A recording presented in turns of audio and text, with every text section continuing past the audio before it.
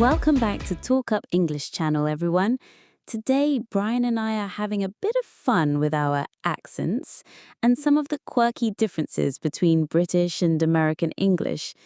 It's always a bit of an adventure when we get together, isn't it, Brian? Hey everyone, it's great to be here with Chloe, my favorite British translator.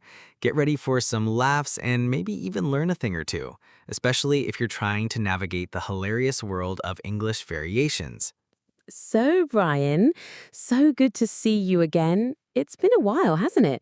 Our last adventure was, well, let's just say it involved a lot of pointing and confused expressions on your part. Yeah, I'm still recovering from that trip, but it's great to be here in London. I love the vibe, even if half the words mean something completely different than what I'm used to. And I love your accent. It's very American. That clear, crisp R sound at the end of words, the way you say water and butter. It's just so distinct. Hey, what's wrong with my water? It's perfectly good water. Yours just sounds like you're dropping half the letters, like water. Exactly. That's how we say it. It's efficient. Why bother with all those extra sounds when you don't need them? But sometimes it confuses me. Like, I'll be talking to an American and they'll say something, and I just have to pause and do a quick mental translation. Oh, really? Like what? Give me some examples. I'm curious now. What Americanisms throw you off? Well, it's funny you ask because I remember the very first time we went to get some fried potatoes together. It was just after you arrived, wasn't it? Oh man, here we go. That was a classic. I literally just wanted some fries. Exactly. You said, "Can I get some chips, please?" And I just looked at you. My brain immediately went to crisps, like the ones in a bag. I thought, is he asking for a packet of ready salted potato slices with his meal? That's a bit odd. I just wanted French fries. Simple, golden, crispy French fries with ketchup. It's a universal food. Ah, yes, your beloved French fries. For us, if you ask for chips, you're getting those thicker cuts, often softer, sometimes a bit greasy, but absolutely delicious chunks of potato that usually come with fish and chips. They're a meal in themselves. So if I walk into a pub here and say, "Can I get some chips?" I'm getting the big ones, not the skinny ones like McDonald's. Precisely. You'll get what we call proper chips. If you wanted the thin ones, crispy ones, you'd have to specify French fries. Or if you were being truly British about it, you might just ask for fries. That's becoming more common here too, surprisingly. Or even crisps if you mean the bagged ones. It's a minefield, isn't it? It's a minefield. I have to remember that. It's like a language trap, just waiting for confused Americans. But it's funny. Like, I had no idea there was such a distinction. It's just chips where I'm from, unless you specify potato chips for the bagged kind. It's all right. It's normal. It happens to us too when we visit the States. I once asked for a packet of crisps in New York, and the guy just stared at me. He finally said, "You mean a bag of chips?" And I was like, "Yes, that." It's all about context, isn't it? And knowing the local lingo. Okay, so that was food. But what about vehicles? This one really threw me for a loop recently. I was walking down the street, actually the same street, and I saw a giant truck. You know, one of those really, really big ones, hauling cargo. Ah, yes. A truck. And someone next to me, a local, pointed and said, "Look, a big lorry." I was like, a what? Lorry? Is that even a word? I pictured some sort of mythical creature or something. Oh, Brian, a lorry. Yes, a lorry is a truck for you guys, especially a large goods vehicle, what you might call a semi-truck or an 18-wheeler. Seriously? Lorry? It sounds like a character from a children's book. Lorry, the friendly truck. Yes, or a very British person's name. Hello, I'm Laurie. But it's exactly what you'd call a truck on your side of the pond. We use trucks sometimes, but usually for smaller pickup trucks. The big ones are definitely lorries. Dude, I would never, ever have guessed that one. Lorry for truck, it just sounds so antiquated. But now I know. Lorry equals truck. I'm adding it to my mental flashcards. Perfect. More knowledge for your brain. You'll be fluent in Britishisms in no time. Imagine how impressive you'll be at parties back home, casually dropping lorry into conversation. And speaking of places, this week I was actively looking for a place to live here in London. It's a big decision, you know? And the real estate agent, lovely guy, showed me around and then he said, "So, would you like to view this lovely new flat?" Yes. And what was your immediate thought? I thought, flat? Like completely flat? No hills, no bumps, just a perfectly flat piece of land? I literally pictured a very dull, one-dimensional place to live. I was so confused. Oh, Brian, a flat is an apartment. An apartment. It's what you live in, not the topography of the land.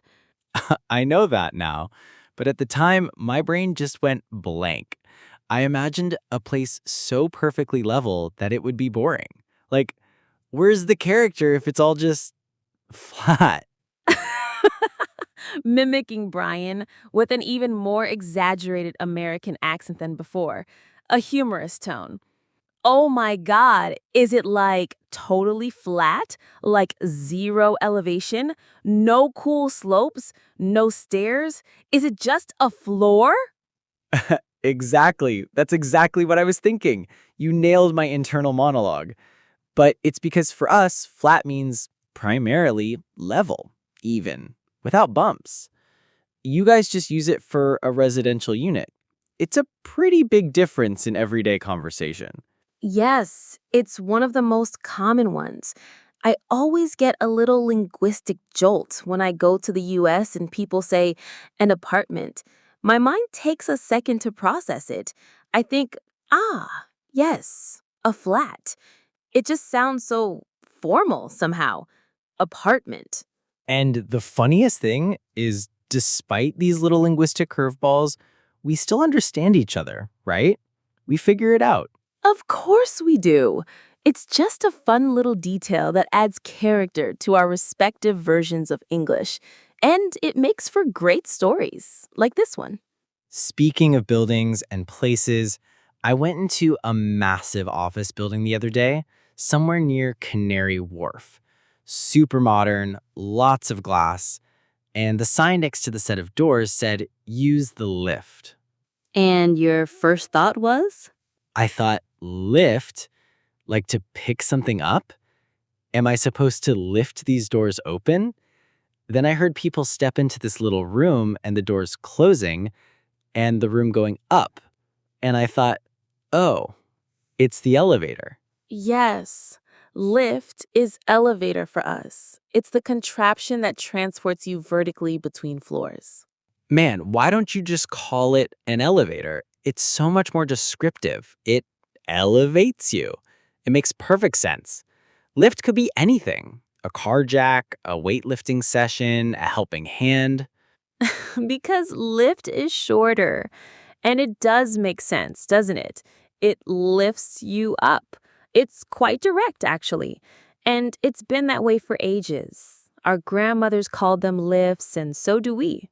It's true. It lifts you to the next floor. But every single time I have this moment of confusion, I still subconsciously look for the big E for elevator on signs. My brain just defaults to that. Now you know.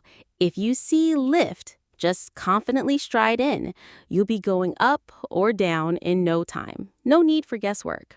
And the absolute last one that caught me completely off guard was yesterday. Again, I was eating a sandwich and I had some crumbs in a wrapper left over. And you, very helpfully, told me to put the rest in the rubbish bin. And you thought, I genuinely thought you said rub-ish, like rub something. I was looking around for a cloth or a sponge thinking you wanted me to clean something. I stood there for a good 10 seconds, utterly perplexed, holding a sandwich wrapper. Oh, Brian, you poor thing. Rubbish is trash. It's garbage. It's what you throw away. Oh, right. So rubbish bin is trash can. I swear my brain would never, ever connect those two words. Rubbish just sounds so vague, so untrash-like. It's our everyday word for litter or waste. You call it trash, we call it rubbish. But it's exactly the same thing, the unwanted stuff you discard. We also have bin for can, so it's a double whammy for you. But it's so funny how a word can be so different. Like rubbish sounds like something you'd say if you thought an idea was terrible. Oh, that's just rubbish. Not actual garbage. Faking a very formal, overly exaggerated British accent, drawing out the vowels, a theatrical tone. Oh dear, that theory is absolute rubbish. And please, do dispose of your rubbish in the designated receptacle. Oh my God. That is exactly how it sounds. So incredibly formal and yet so common here. It's like you're constantly having a Shakespearean moment while throwing out your banana peel. But it's so much fun to learn these things. You know, Brian, it's truly fascinating, isn't it?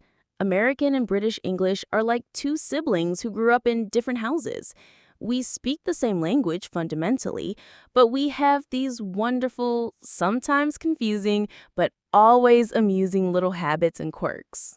Yes, and the best part is that we always end up laughing our way through discovering these habits. It's like a never-ending linguistic scavenger hunt. Absolutely. At the end of the day, the truly important thing is that we manage to communicate. We get our messages across, even if it takes a moment of head scratching or a quick translation. And with a few good laughs in between, it just makes the whole process so much more enjoyable. True. I think from now on, I'm going to make a conscious effort to try and speak some words the British way, just to see if I can confuse people back home. Oh, really? Are you up for the challenge? Give it a go. Show me what you've got, my dear. Prove your dedication. Okay. I'm going to take a deep breath and then I'm going to try to imitate a British accent, exaggerating quite a bit, sounding a little strange but humorous. Right then, governor. Fancy a cup of tea after we pop round to my new flat. I need to put the rubbish out in it. Oh, Brian, you're getting there. Almost. You just need a little more natural flow. Less effort, more effortless charm. But the intention, my friend, is truly what counts. You need to practice more of your posh accent or maybe just a regular London one. I'll practice, I promise. Who knows? Maybe by my next visit, I'll be speaking like a true Londoner. You won't even know I'm American. I'll be waiting for that day. But seriously, it truly is cool to see how the same language can evolve and develop in slightly different yet equally valid ways across the world. And it's so much fun to explore these differences. Yeah, and the really great thing is that it doesn't matter if we say chips or fries, lorry or truck, flat or apartment, lift or elevator, rubbish or trash. Ultimately, we always find a way to understand each other, don't we? Language is amazing like that. Exactly. In the end, we communicate. And that, my friends, is absolutely what matters most. That connection. And we also get to learn something new, challenge our assumptions, and have a really good laugh along the way. This has been great, Chloe. So that was a lot of fun, wasn't it? We hope you enjoyed our little chat about the hilarious and sometimes confusing differences between British and American English. It's always an adventure. We certainly did, and we had a blast sharing these insights with you all. Now, we'd absolutely love to hear from you, our amazing TalkUp English channel viewers. Yes, we're always looking for new ideas for our videos. So what topics would you like us to talk about in our next video? Maybe more language differences that you've encountered, or maybe some tricky grammar points, maybe common idioms or slang from different English-speaking countries. Or maybe you have a specific question about British culture, or Brian could tell us more about American quirks. Let us know what sparks your curiosity. Just drop your suggestions and ideas in the comments section below. And if you had as much fun watching this video as we had making it, please don't forget to share it with your friends, give it a big thumbs up to show your support, and most importantly, subscribe to TalkUp English channel for more fun and informative English lessons. Every like, share, and subscribe helps us create more content for you. Thanks for watching, and we can't wait to see your suggestions. We'll see you next time on TalkUp English channel.